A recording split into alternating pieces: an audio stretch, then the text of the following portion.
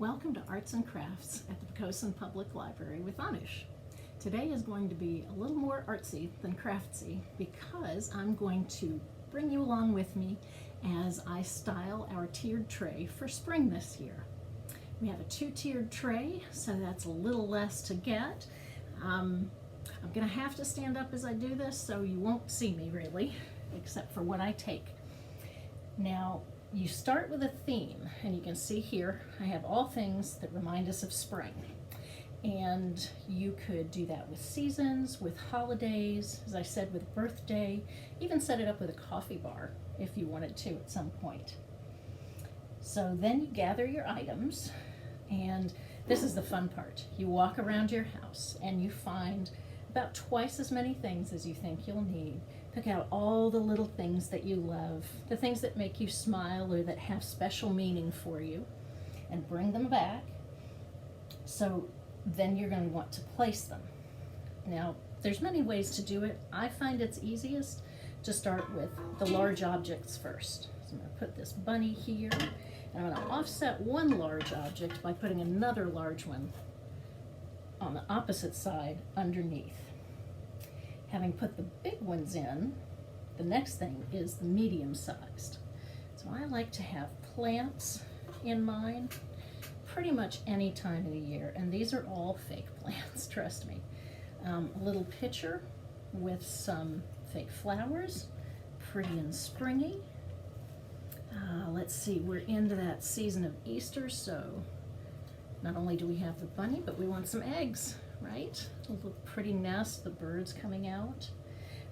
These medium-sized things are definitely the ones to put in next.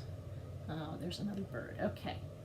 And the little things that make you smile, as I said, I have a lot of these cute little things because I like to make fairy gardens.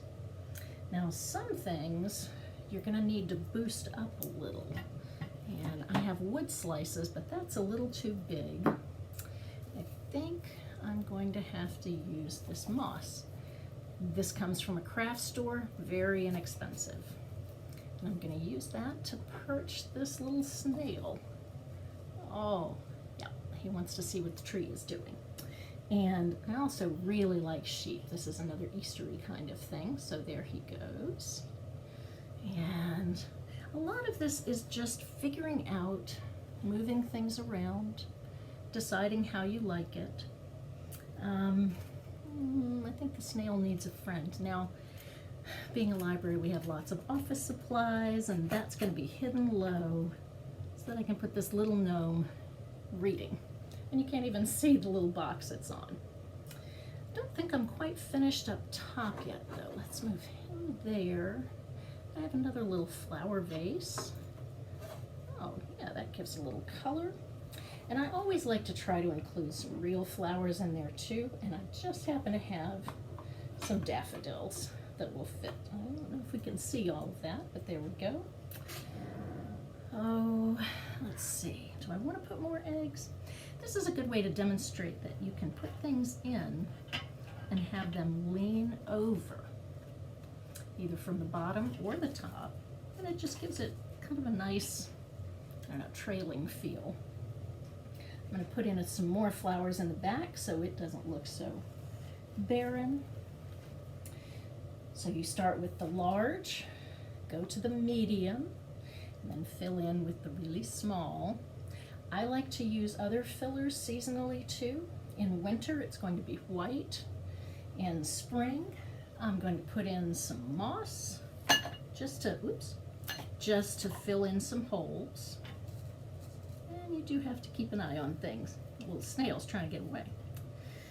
So a little bit there and a little bit more green. It would probably be less messy if I used, say, Easter grass, but this has a more natural look that I like. And this is just preserved moss. And maybe a little more off the front. Now, the important thing in all of this is that you choose things that will make you smile. That as you walk by and look at your creation, it makes you smile. Things that have a personal feeling are good, like this picture is very special to me. It belonged to my grandmother. I can still see it in her kitchen window. So that's really all there is to it. You can't make a bad one because you're going to love everything on it.